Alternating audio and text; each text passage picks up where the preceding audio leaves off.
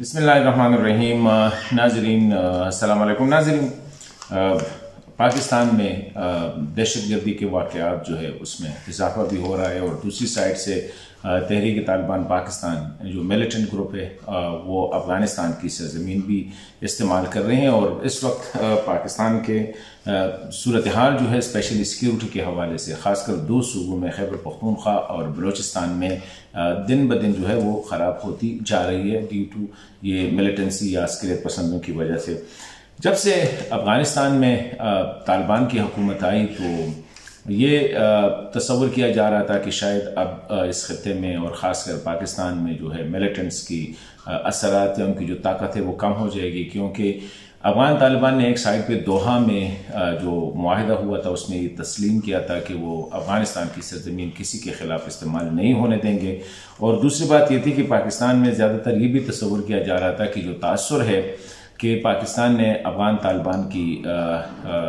मदद की है मुख्तलिफ़ तरीक़ों से, या उनके घर इधर थे मेडिकल वगैरह, या वो यहाँ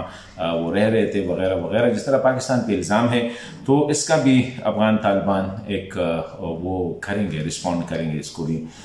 लेकिन बदकिस्मती से जब से अफ़गान तालिबान हुकूमत में आए हैं गुज़िश्ता साल अगस्त के महीने से, तो अब तक तकरीबन 300 के लगभग जो है वो दहशतगर्दी के वाक़यात हुए हैं और उनमें से अक्सर जो है उसकी ज़िम्मेदारी तहरीक तालिबान ने कबूल की है।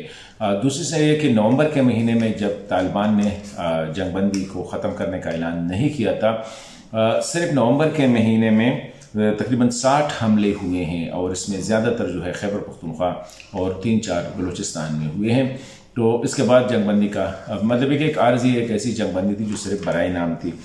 अभी अफ़गान तालिबान का रवैया जो है ऐसा लग रहा है कि जिस तरह शुरू में लोग कहते थे कि अफ़गान तालिबान और तहरीक तालिबान जो है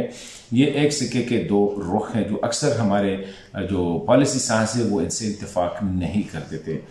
लेकिन अब ऐसा लग रहा है कि तहरीक तालिबान के जो लीडरशिप है, जो एक्टिविस्ट है, वो न सिर्फ अफ़गानिस्तान में आज़ादाना ज़िंदगी गुजार रहे हैं, वो ट्रेनिंग भी कर रहे हैं, इक्विप भी हो रहे हैं, पैसे भी जमा कर रहे हैं। अफ़गान तालिबान की तरफ से बिल्कुल उस पर खामोशी इख्तियार की गई। लेकिन दूसरी तरफ जब पाकिस्तान के वज़ीर ख़ारिजा बिलावल भुट्टो ज़रदारी साहब ने अल जज़ीरा के साथ इंटरव्यू में ये बात की कि पाकिस्तान अफ़गान हुकूमत के साथ दहशतगर्दी के ख़िलाफ़ और स्पेशली TTP के ख़िलाफ़ कार्रवाई, मुश्तरका कार्रवाई के हवाले से जो है तावन करने के लिए तैयार है, तो अफ़गान तालिबान की तरफ से ये बयान आया कि तहरीक तालिबान जो है ये पाकिस्तान का अंदरूनी मसला है। मेरे ख़्याल में ये एक ऐसा स्टेटमेंट है जो इससे लग रहा है कि तालिबान इस पर राज़ी नहीं है कि TTP के ख़िलाफ़ वो कोई कार्रवाई करे। हालांकि उनको पता है कि जब TTP के साथ मुज़ाकरात हो रही थी तो उनकी सारी क़यादत कहाँ भी थी। जब चमन पे पाकिस्तान सिक्योरिटी फोर्सेस पे हमला हुआ तो वो बंदा कहाँ से आया, इस तरह बाजौड़ में। और जब तहरीक तालिबान ने ऐलान किया कि वो जंगबंदी ख़त्म करें तो वो ऐलान कहाँ से हुआ, किसने किया,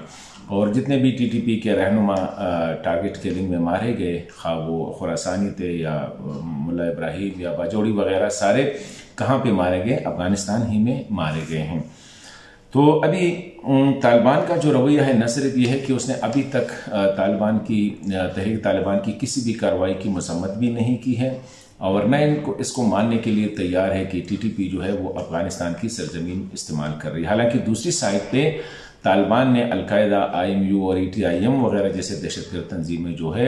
उनको मुकम्मल नकेल डाली है। अभी तक साल से ज़्यादा हुआ है कि अलकायदा ने अफ़गानिस्तान की सरजमीन से उनके जो अहदाफ है अमरीका, मगरब वगैरह वहाँ भी कोई कार्रवाई नहीं की है। इस तरह IMU या ETIM ने जो कार्रवाई हो रही है वो सिर्फ तहरीक तालिबान पाकिस्तान ही कर रही है। तो अभी ऐसी सूरत हाल में पाकिस्तान को करना क्या होगा, क्योंकि इस वक्त ऐसा लग रहा है कि अफ़गान तालिबान जो है वो तहरीक तालिबान के साथ बिल्कुल इन अलायंस है। और दूसरी साइड पे जिस तरह मुफ्ती नूरुल ने भी ऐलान किया था कि जो तहरीक तालिबान के लीडर हैं कि हमारा लीडर एक है और हमारा जो सारा है हम एक है, तहरीक तालिबान पाकिस्तान, तहरीक तालिबान अफ़गानिस्तान वो एक है। और TTP ने अपना बयानिया जो है वो भी इस तरह किया है कि वो अफ़गानिस्तान की सियासी और मजहबी डायस्पोरा जो है उनकी मर्जी, उनका जो है जिस तरह पाकिस्तानी फ़ौज के ख़िलाफ़ प्रोपेगेंडा करना, पाकिस्तान के अंदर कौमियतों के बारे में प्रोपेगेंडा करना, कबायली इलाकों के बारे में जो प्रोपेगेंडे हैं, बिल्कुल उनके साथ एन अलायंस है। पाकिस्तान एम्बेसी पे, एम्बेसडर पे जो अटैक हुआ, चाइल्ड डे अफेयर पे जो कातिलाना हमला हुआ, जिसमें पाकिस्तान के एक सिक्योरिटी गार्ड जो है जिसने जान पे मेरे ख्याल में जान की बाजी लगा के उसको चाइल्ड डे अफेयर्स को बचाया है,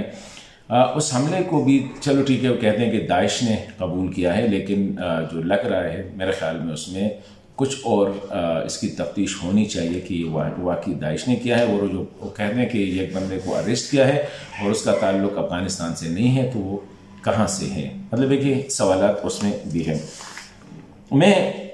आखिर मैं समझता हूँ कि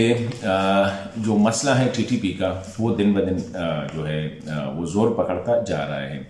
और लग ऐसा रहा है कि अफगान तालिबान शायद उनकी अगर सपोर्ट नहीं कर रहे हैं तो उनकी कार्रवाइयों पे उन्हें आंखें बंद की है। और अफगान तालिबान जो भी है वो पाकिस्तान के जो तवक्कुआत थे कि शायद वो कोऑपरेट करेंगे, वो ये भी नहीं कर रहे। तो मैं समझता हूँ कि हुकूमत पाकिस्तान को एक कंसर्टेड एफर्ट करनी पड़ेगी, एक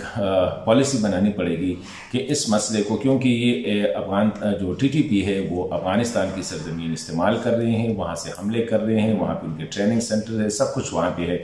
तो इसके लिए अगर मुल्क की अस्करी और सियासी क़यादत ने मिलकर इस मसले का हल निकालना होगा, वरना आइंदा के लिए जिस अंदाज से अफगान TTP को सपोर्ट कर रहे हैं, तो हो सकता है कि फिर सरकारी सतह पर शायद वो TTP को सपोर्ट करने का ऐलान करे और आगे जाके पाकिस्तान के लिए और स्पेशली खैबर पख्तूनख्वा, कबायली इलाके और बलूचिस्तान के लिए ये एक बहुत बड़ा मसला बन सकता है और ये पूरे मुल्क को जो है वो डिस्टेबलाइज कर सकते हैं। क्यों अभी तक हम समझ रहे थे कि TTP एक इरिटेंट है, एक डिस्ट्रप्टिव फोर्स है, लेकिन अगर रियासत उनके पीछे हैं, अफगान रियासत या अफगान हुकूमत, तो फिर वो एक डिस्ट्रप्टिव फोर्स, एक इरिटेंट से एक बहुत बड़ा खतरा बन सकता है।